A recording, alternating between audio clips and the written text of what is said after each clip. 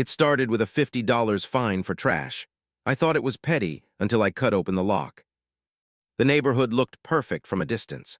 Symmetrical lawns, uniform mailboxes, and pastel houses arranged like chess pieces on a suburban board. Every hedge was trimmed to regulation height, every porch light the same warm tone, every driveway pressure-washed twice a month. It was the kind of place that bragged about community integrity in glossy newsletters. Mike Trent had bought into it for peace. After years of city noise, the silence of Maple Hollow felt like freedom. But freedom, he soon learned, was an illusion wrapped in bylaws.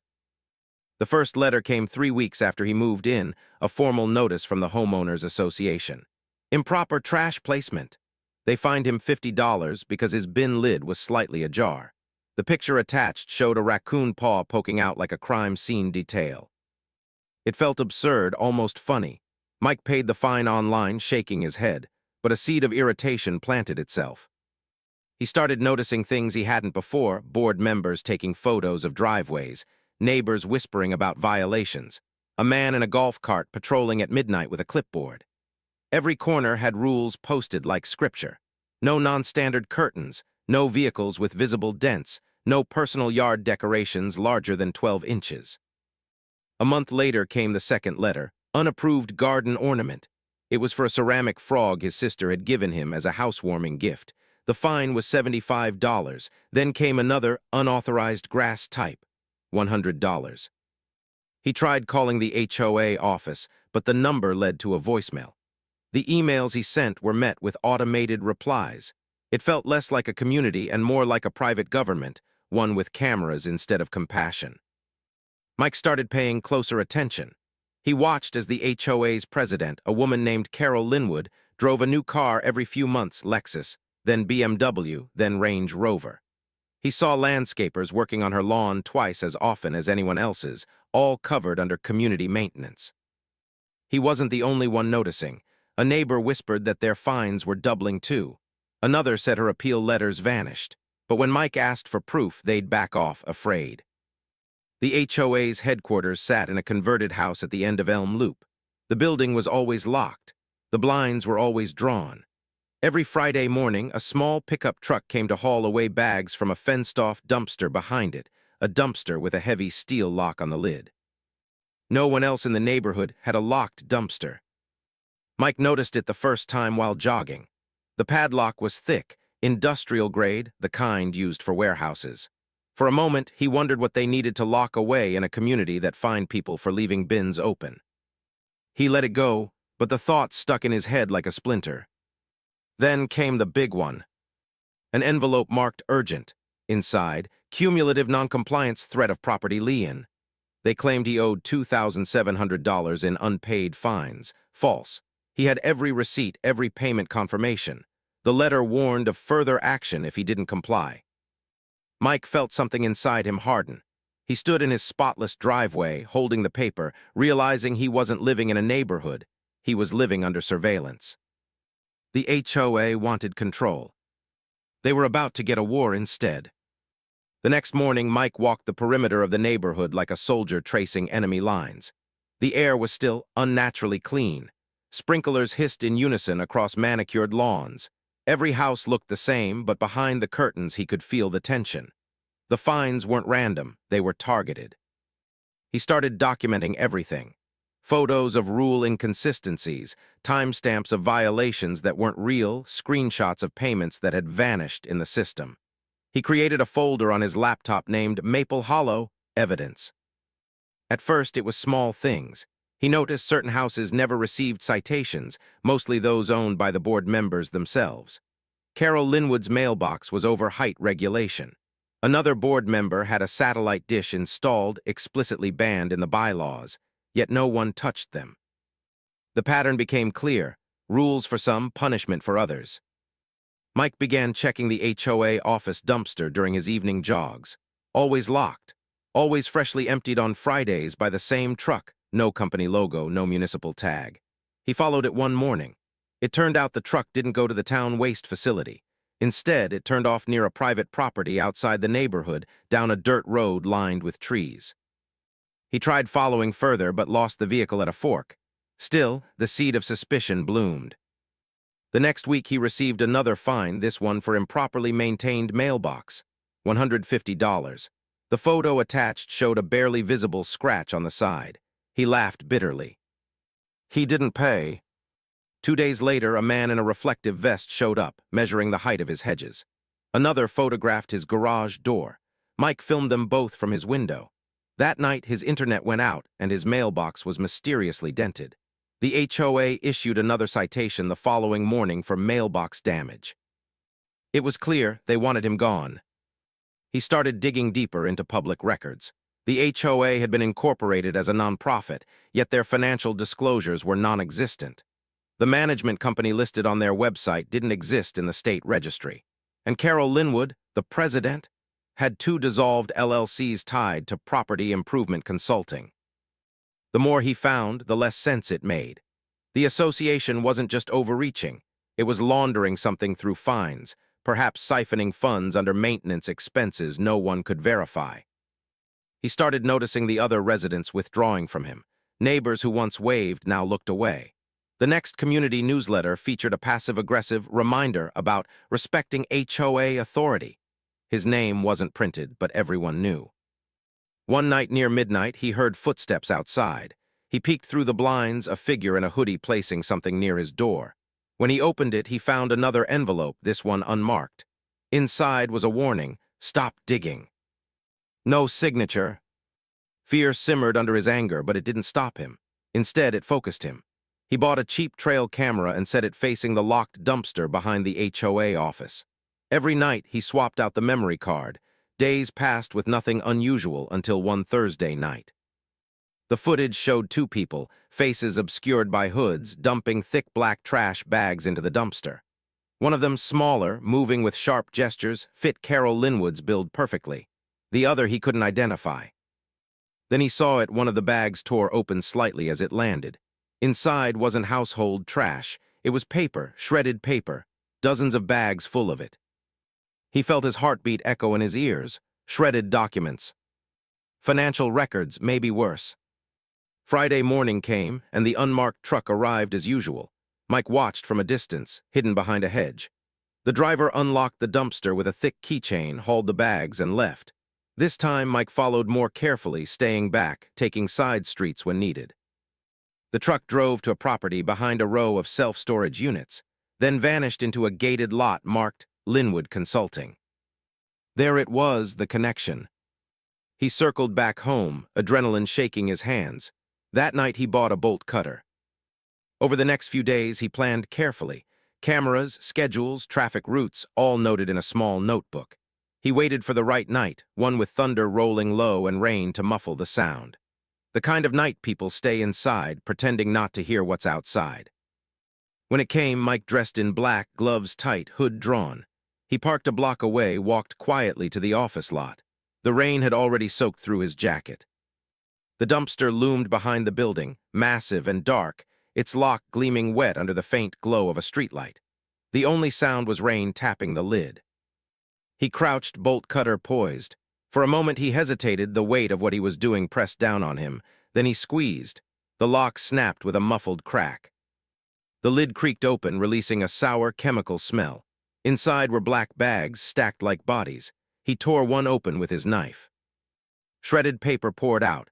HOA letterheads, financial reports, names, dates, figures, receipts marked as maintenance expense, all with identical totals, duplicated month after month. At the bottom of one bag, something heavier. He pulled it out, a binder half shredded but still intact. It was labeled quarterly allocations. Inside, routing numbers, invoices from non-existent contractors, signatures forged in the names of residents. His breath caught. They weren't just corrupt. They were laundering money through fake fines. He took photos of everything, the bags, the documents, the broken lock. Then he packed several binders into a garbage sack and walked back through the rain, heart pounding, headlights flashing past like warning signs. At home, he laid the evidence on his table and stared at it for hours. Every piece of paper screamed guilt. Every figure told a story of theft disguised as order. He knew what he had to do next.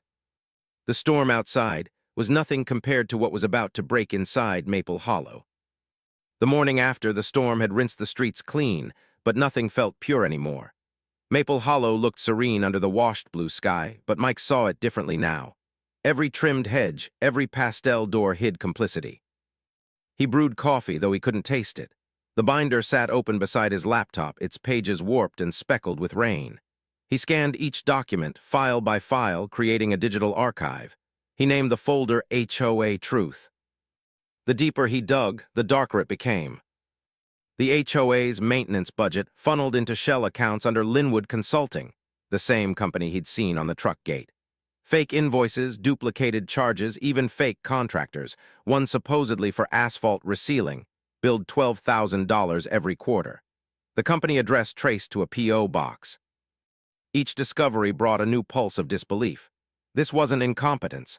It was deliberate theft, sustained, structured, and hidden behind layers of bureaucracy and intimidation.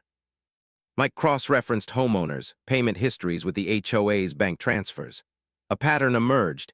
Anyone who challenged fines or asked for records faced sudden penalties or threats of foreclosure. Some of them had moved away quietly, their houses resold to preferred buyers. He remembered the realtor who told him houses in Maple Hollow never stayed on the market long. Now he knew why. He felt anger tightening around him like wire.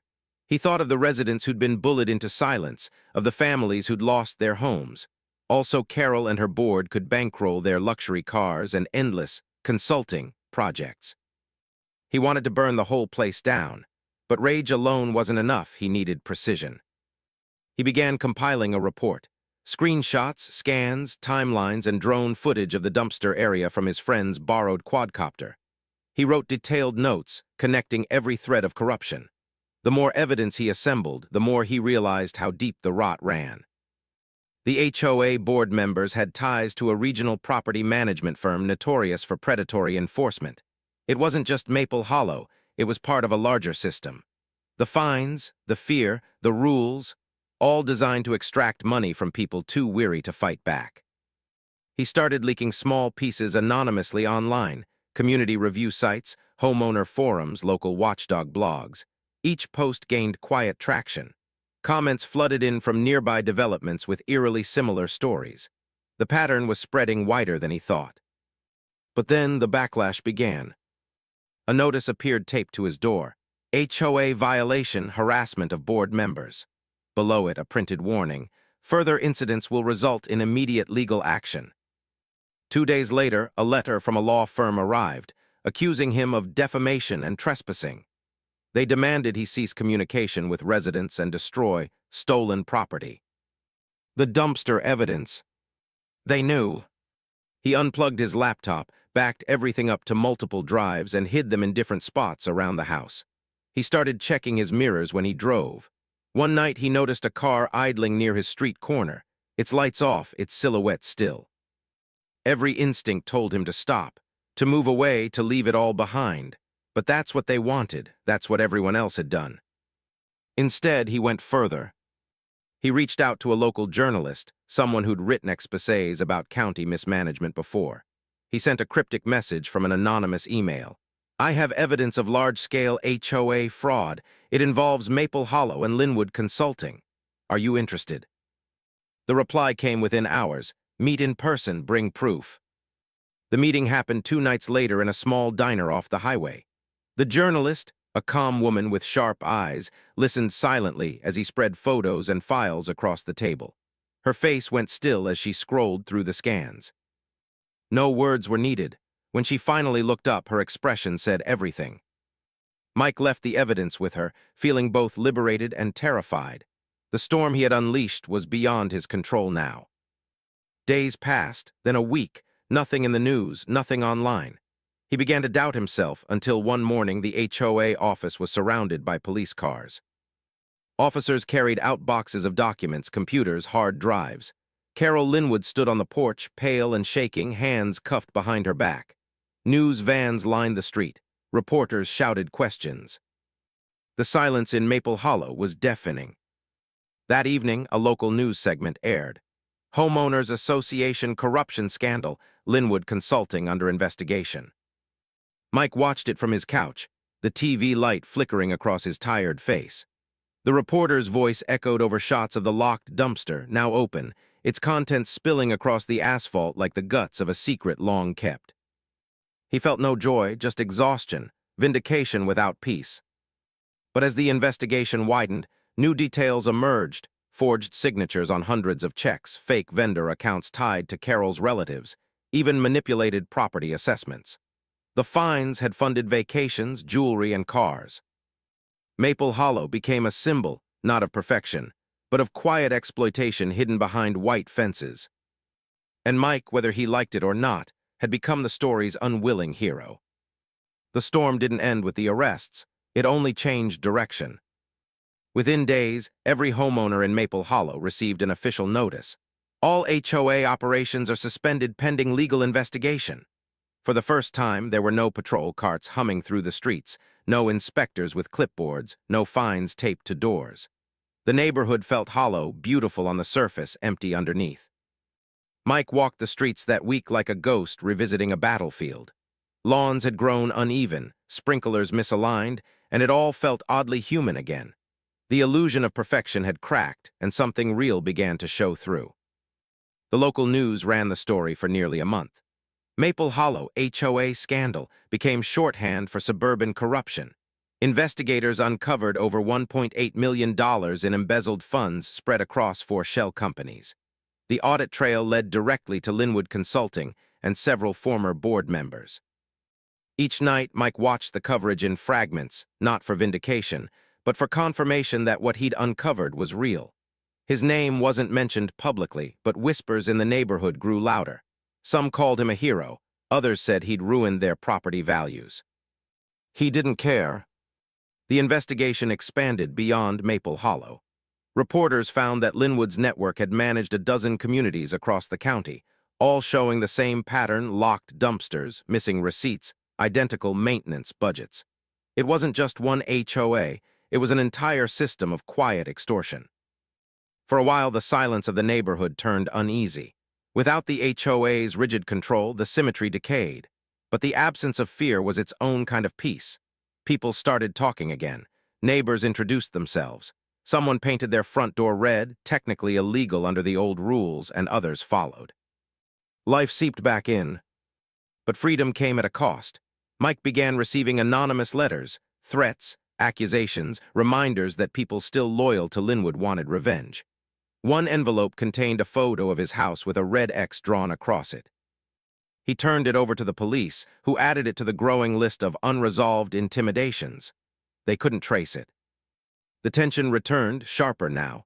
He found himself checking locks twice, glancing at parked cars too long. Paranoia wasn't gone, it had simply changed shape. Still, he refused to run. A week later, the county held a public meeting for affected homeowners.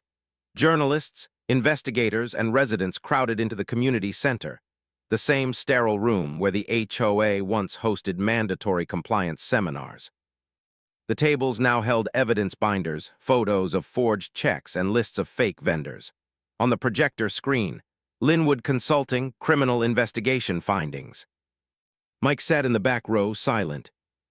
The lead investigator explained how fines had been funneled through fabricated maintenance contracts, how residents' payments had been rerouted into offshore accounts. When the first financial chart appeared, murmurs rippled through the crowd. Faces turned pale. One man began shaking his head in disbelief. And then, on the screen, they showed a photo of the locked dumpster. The image filled the room, larger than life. The symbol of everything they'd ignored. The key piece of evidence, the investigator said, was recovered from this location. Gasps, whispers, stares. Mike's throat tightened. It wasn't about glory, it was about truth, finally dragging itself into the light. The dumpster that had once hidden corruption had become its tomb. By the time the meeting ended, indictments were already underway. Carol Linwood faced charges of wire fraud, forgery, and racketeering. 2 board members took plea deals. The HOA bank accounts were frozen. But the revenge wasn't legal, it was emotional. The people who once enforced petty rules now stood exposed under harsher judgment. The manicured perfection they'd weaponized against everyone else had turned to rot beneath the surface, and everyone could see it now. In the weeks that followed, the neighborhood changed. The for sale signs came down. Lawns grew wild with individuality, garden gnomes, mismatched flowers, painted fences. People waved again. Children played in the streets without fear of fines. The illusion of order had collapsed, but something more authentic had taken its place. Mike kept mostly to himself. He declined interviews, ignored calls from reporters. What mattered wasn't recognition. It was that the fear was gone. He walked past the old HOA office one evening. It was empty now, windows boarded, sign removed, weeds curling along the fence. The dumpster still sat there, lid broken, rusted lock hanging open like a scar. He stood there for a long time, rain beginning to fall again. He could have smiled. Instead, he felt something colder, the understanding that corruption never truly dies. It just waits for new hands, new locks, new victims. Still, this battle was over. He turned and walked home through streets that finally looked alive. The revenge was complete, but peace was something he'd have to learn again. Weeks turned into months. The headlines faded. The lawsuits dragged on in courtrooms miles away, their outcomes buried under paperwork and settlements. Maple Hollow was quieter now, not sterile, not watchful, just human. Grass grew unevenly, mailboxes leaned slightly, but laughter returned to the sidewalks. The neighborhood had lost its symmetry and gained its soul. Mike Trent's lawn wasn't perfect, and for the first time he didn't care. The ceramic frog, the one that had once cost him a fine, sat proudly by his porch steps, speckled from rain and time. He watched the seasons shift. The HOA sign, once pristine white, had been taken down entirely.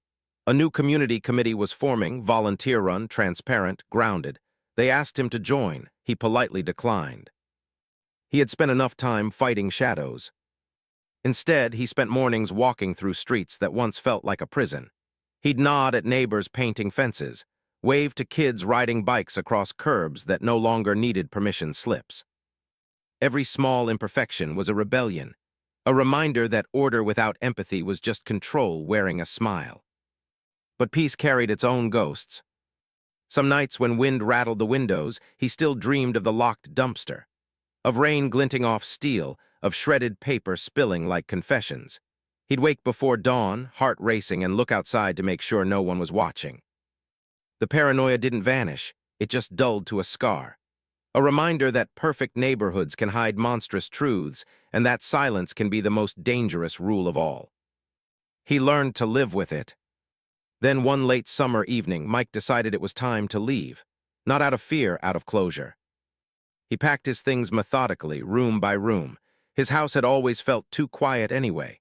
Before leaving, he printed one last document, a single page from the HOA bylaws that had once ruled over his life. Article IV, Section 9, Waste Disposal and Containment. The irony wasn't lost on him. He folded it neatly, slipped it into his jacket pocket, and drove to the abandoned HOA office. The building stood silent under a bruised sky, the edges of twilight bleeding through the clouds. The dumpster waited in the back, lid open, rust streaking down like old tears. Mike took out the paper, unfolded it, and read it one last time. The words felt absurd now, hollow laws written by thieves pretending to care about order. He dropped the page into the dumpster. It fluttered down gently, landing among old debris and rainwater. For a moment he watched it dissolve into the dark. Then he turned away. No ceremony, no speech. Just a man walking away from control toward something honest, even if imperfect. He drove out of Maple Hollow that night. No one saw him leave. The streetlights flickered behind him like closing eyes. The world outside the gates wasn't perfect either, but at least it was real. For the first time in a long time, Mike Trent felt free.